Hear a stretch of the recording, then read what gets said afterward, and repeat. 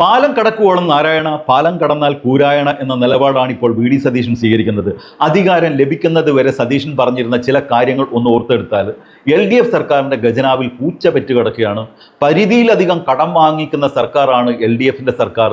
എന്നാൽ ഞങ്ങൾ അധികാരത്തിൽ വന്നാൽ കടം വാങ്ങിക്കാതെ തന്നെ ഖജനാവ് നിറക്കും. പൂവ് പോലും അറിയാതെ പൂവിൽ നിന്ന് തേൻ കുടിക്കുന്ന പൂമ്പാറ്റയെ പോലെ അല്ലെങ്കിൽ വണ്ടിനെ പോലെ ജനങ്ങൾ പോലും അറിയാതെ ജനങ്ങളിൽ നിന്ന് നികുതി പിരിച്ചായിരിക്കും ഞങ്ങൾ ഖജനാവ് നിറക്കുക. അങ്ങനെ നിറക്കുന്ന പണം കൊണ്ട് പ്രഖ്യാപിച്ച പദ്ധതികൾ ഒന്നൊന്നായി നടപ്പിലാക്കും. മെയ് മാസം 15 മുതൽ തന്നെ KSRTCയിൽ സ്ത്രീകൾക്കും കുട്ടികൾക്കും സൗജന്യ യാത്രയൊരുക്കും. 25 ലക്ഷം രൂപയുടെ ആരോഗ്യ ഇൻഷുറൻസ് പദ്ധതി നടപ്പിലാക്കും. യുവാക്കൾക്ക് 5 ലക്ഷം രൂപയുടെ പലിശരഹിത വായ്പ നൽകും. കോളേജിൽ പഠിക്കുന്ന വിദ്യാർത്ഥികൾക്ക് മാസം തോറും 1000 രൂപ വീതം നൽകും. ക്ഷേമ പെൻഷൻ 3000 രൂപയാക്കി വർദ്ധിപ്പിക്കും. ആശാമാർക്ക് 21,000 രൂപ നൽകും.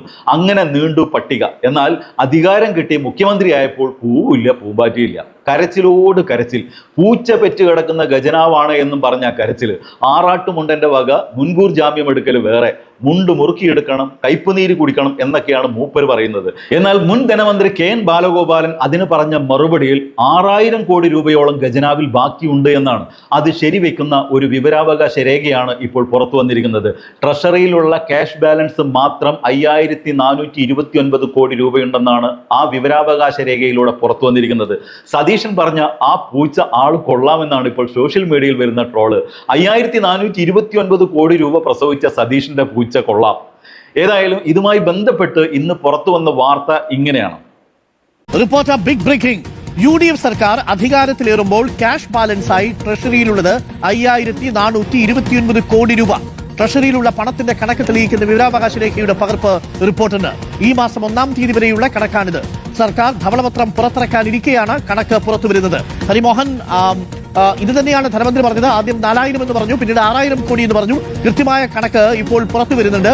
വിവരാവകാശ നിയമപ്രകാരം അപേക്ഷിച്ച ചോദ്യത്തിനുള്ള മറുപടിയായി പറയുന്നു 5429 കോടി രൂപ സംസ്ഥാന സർക്കാരിൻ ക്യാഷ് ബാലൻസ് ആയിട്ട് തന്നെയുണ്ട്. ധവളപത്രം പുറത്തു വരുന്നതിന് മുമ്പ് പുറത്തു വന്ന പ്രധാനപ്പെട്ട കണക്കാണ് ഇത്. നിഷേധിക്കാൻ ഇനി ധവളപത്രത്തിന് കഴിയില്ല എന്നതാണ് യാഥാർത്ഥ്യം, അല്ലേ ഹരി?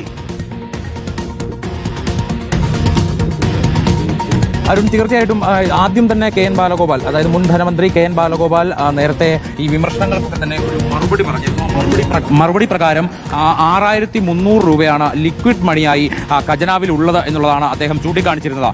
6300 അല്ല, പക്ഷെ കൃത്യമായ കണക്ക് വിവരാവകാശ രേഖകൾ പ്രകാരം ഇപ്പോൾ പുറത്തു വന്നിരിക്കുന്നു. 5429 രൂപ ക്യാഷ് ബാലൻസ് ആയി കേരളത്തിന്റെ ഖജനാവിൽ LDF സർക്കാർ ഇറങ്ങുന്ന സമയത്ത് UDF സർക്കാർ അധികാരത്തിലേറുമ്പോൾ ഉണ്ടായിരുന്നു എന്നുള്ളതാണ്. അതായത് പഴയ സർക്കാർ പുതിയ സർക്കാരിന് കൈമാറിയത് 5429 രൂപ ക്യാഷ് ബാലൻസ് ആണ്, അതായത് ലിക്വിഡ് മണിയാണ് എന്നുള്ള വിവരം തന്നെയാണ് ഇപ്പോൾ പുറത്തു വരുന്നത്. നേരത്തെ KN ബാലഗോപാൽ ഇത് സംബന്ധിച്ചിട്ടുള്ള ഒരു വിശദീകരണവും നടത്തിയിരുന്നു. അതായത് ഈ സംസ്ഥാനത്ത് പാപ്പരായ ഒരു അവസ്ഥയിലാണ്, അതുകൊണ്ട് ഉടൻ തന്നെ ഉള്ള വലിയ പദ്ധതികളൊന്നും പ്രതീക്ഷിക്കരുത് എന്നുള്ള കാര്യം AK ആന്റണി അടക്കമുള്ള ആളുകൾ പറയുകയും ചെയ്തിരുന്നു. അതിനൊരു മറുപടി എന്ന നിലയ്ക്കാണ് നേരത്തെ KN ബാലഗോപാൽ പറഞ്ഞത് ലിക്വിഡ് മണിയായി ഇത്ര പണമുണ്ട്.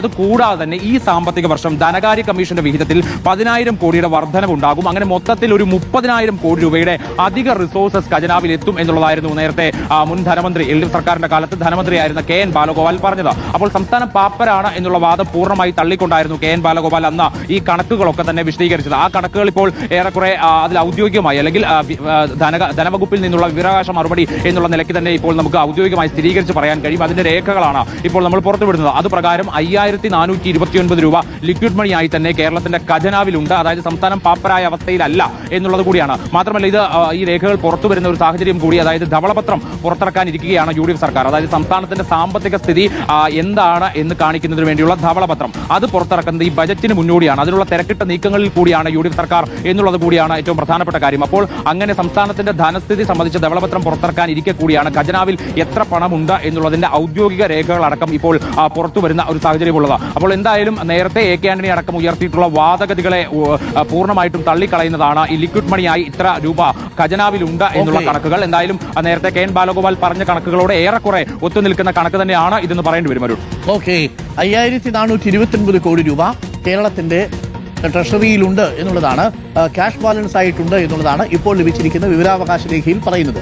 ധവളപത്രം ഇറക്കാനിരുന്നത് കേരളത്തിന്റെ ധനസ്ഥിതി മനസ്സിലാക്കാൻ വേണ്ടിയാണ്. പക്ഷേ ഒരു വിവരാവകാശ നിയമപ്രകാരം ചോദിച്ചാൽ കിട്ടുന്ന ഉത്തരമേ അതിലുള്ളൂ എന്നുള്ളതാണ് ഏറ്റവും പ്രധാനം.